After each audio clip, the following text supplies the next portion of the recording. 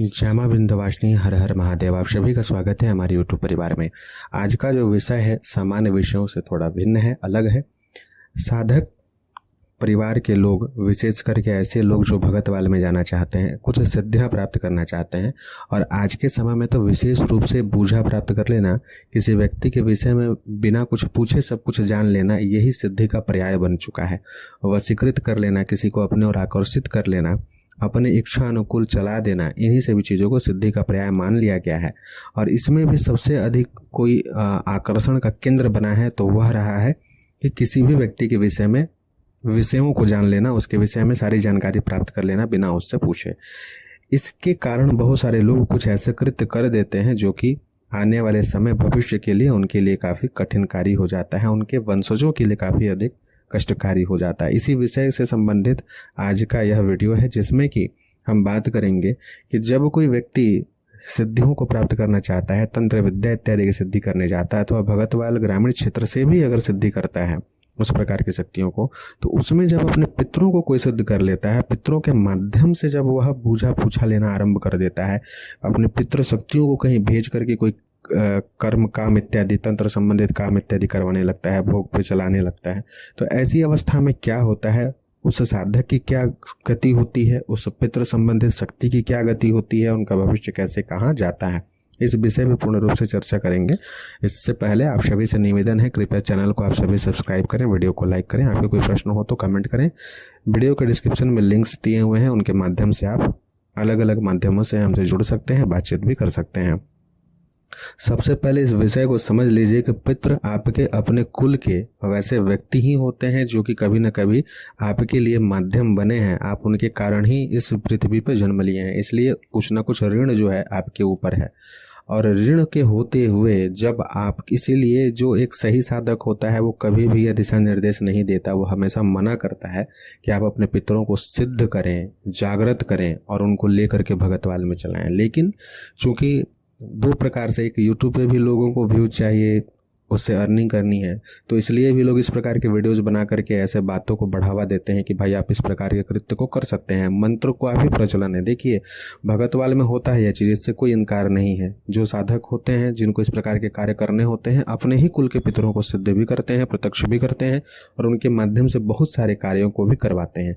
लेकिन जो ऋण आपको पहले से आपके ऊपर है, पितृ ऋण के कारण ही आप जो है पितृदोष से ग्रसित हुए अथवा पितरों की कहीं ना कहीं दुर्गति हुई, उल्टा दोबारा आप जो है इस योनि में जाने के पश्चात भी पितरों को आप पुनः जो है उनको प्रत्यक्ष करके अथवा उन्हें वचन में लेकर के शक्ति के माध्यम से, मंत्र बल से उनसे अब आप कार्य को करवा रहे हैं, तो कहीं ना कहीं आपके लिए दोष का कारण ही बनता है। इस विषय को आप स्पष्ट रूप से समझ लीजिए। दूसरी बात है कि ठीक है, चलिए आपने अपने पितरों को मंत्र के माध्यम से या किसी भी वचन इत्यादि के माध्यम से उन्हें सिद्ध कर लिया कि जहाँ भी भेजेंगे जाना होगा, जो पूछेंगे वो बताना होगा। चलिए, बहुत अच्छा बात है, आपने त्रिवाचा इत्यादि ले ली, जो कहेंगे वो करना पड़ेगा, जब बुलाएंगे आपको आना पड़ेगा। वो आपके लिए पितृ जो है देव के समान हो गए, प्रत्यक्ष हो गए।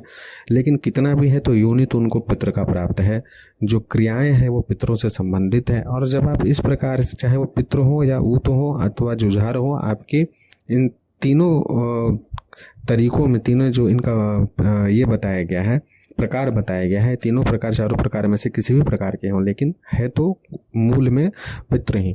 तो जब इस प्रकार की शक्ति को आप मंत्र बल से सिद्ध करके कहीं भेजते हैं, तो बहुत बार ऐसा दिक्कत हो जाता है आपके साथ में, चूंकि स्वतंत्र रूप से आप इनको भेज रहे हैं या फिर किसी शक्ति के माध्यम से भी इनको चला रहे हैं, तो इनकी अपनी जो स्वगति होती है, इनकी खुद की जो सदगति होती है, वो कहीं ना कहीं बाधित हो जाती है।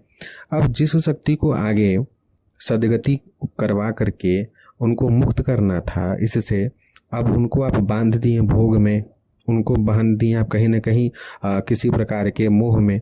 अब उनके भीतर में इस प्रकार की जब कामनाएं आने लगेगी, तो उनकी जो पितृ की योनि है, जो उनको प्राप्त है, वो कहीं ना कहीं हटना शुरू हो जाएगा। कालांतर में अगर आपके वंशजों ने उस प्रकार की पूजा नहीं की, उस प्रकार से उनको सिद्ध नहीं किया, उस प्रकार से अगर लेकर के नहीं चले या कोई गलत कार्य कर लेते हैं, तो वही पितृ प्रेत बन करके आपको कष्ट देना आरंभ कर जाएंगे। यह बात स्पष्ट रूप से जान लीजिए।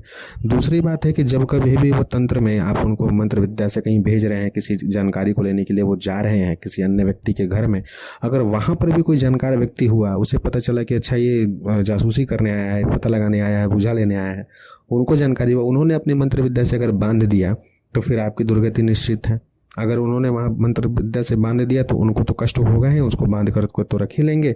उल्टा अब यहाँ पर आपकी सिद्धि की हानि हुई सो अलग, और दोबारा जब वो वहाँ से छूटेंगे तो उनके साथ पता नहीं कौन सा विचार करके अगला व्यक्ति भेज दे, भूत प्रेत पिशाच स्मशान बैठा के भेज दे, उनको अशुद्ध करके भेज दे, तो आपका यहाँ पर एक नहीं 100 बार यहाँ बेड़ा गर्क हो जाएगा, आप पूरे तरीके से गर्त में चले जाओगे। तो कभी भी तंत्र विद्या को आप सिद्ध कर रहे हो, अपने घर की कुल के पितरों को, ऊतों को सिद्ध करके इस प्रकार के निष्कृष्ट प्रयोगों को ना करें। निष्कृष्ट इसलिए क्योंकि आप अपने माँ बाप से एक तरीके से काम करवा रहे हो। जब वो जीवित अवस्था में थे तो आपके दादा परदादा थे, आपके किसी न किसी बड़े थे या छोटे भी हो सकते हैं। अब उनको जो योनि प्राप्त हुआ है वो सदगति के लिए है कि भाई इनको सदगति प्राप्त हो, आगे जाएं, लेकिन आप उनको भूत प्रेत के समान जो है उपदेव के कैटेगरी में रख करके सिद्ध करके उनसे काम करवा रहे हैं, वो कहीं भी फलित नहीं होगा।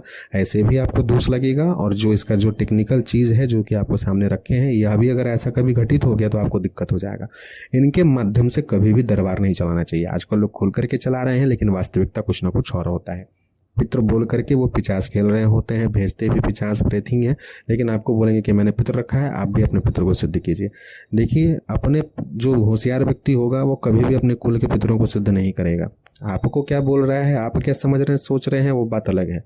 लाख बार भी कोई कसम खा करके बोले, इस प्रकार के लोगों को इसीलिए सयाना कहा जाता है। कभी भी कोई सयाना व्यक्ति जो होता है ना, अपने कुल के पितरों को कहीं नहीं भेजता है, ना सिद्ध करता है, उन्हें सिर्फ और सिर्फ तृप्त करता है, उनकी कृपा को प्राप्त करता है, क्योंकि उनकी कृपा में इतनी शक्ति होती है कि बहुत सारे काम बन जाते हैं, स्वतंत्र जब तक वो रहेंगे। लेकिन अगर उनको आप वचन में ले लिए तो वो बंध जाएंगे। अब वचन में बंधने के बाद उनकी क्षमता जो है घट जाती है, फिर वो उस प्रकार से आपका सहयोग नहीं कर पाते हैं जैसे वो स्वतंत्र रह करके कर पाते थे। इसलिए बंधे हुए पितृ एक तरीके से आप स्वयं ही उनको बंधन में बांध दिए हैं, और बंधे हुए पितृ कभी भी किसी का कल्याण नहीं कर सकते। इसलिए भूल करके भी अपने जीवन में शक्ति को पाने और ये इस प्रकार के मान प्रतिष्ठा को प्राप्त करने के लिए, भगतवाल के क्षेत्र में सिद्धि को प्राप्त करने के लिए कि हम भी सब कुछ जान जाएंगे, किसी के बारे में सब कुछ बता देंगे, इस लोभ से अपने ही कुल के पितरों को कभी भी सिद्ध करके ऐसे दुष्कृत्य में ना ढकेलें। अंततः इसका जो परिणाम होता है अत्यंत भयानक होता है, दूषित होता है, आपको कहीं का भी यह नहीं छोड़ेगा। आशा करते हैं आज के वीडियो से आप सभी को लाभ प्राप्त होगा, सही निर्णय लेकर के आप अपने क्षेत्र में आगे बढ़ेंगे। जय मां विंध्यवासिनी, हर हर महादेव।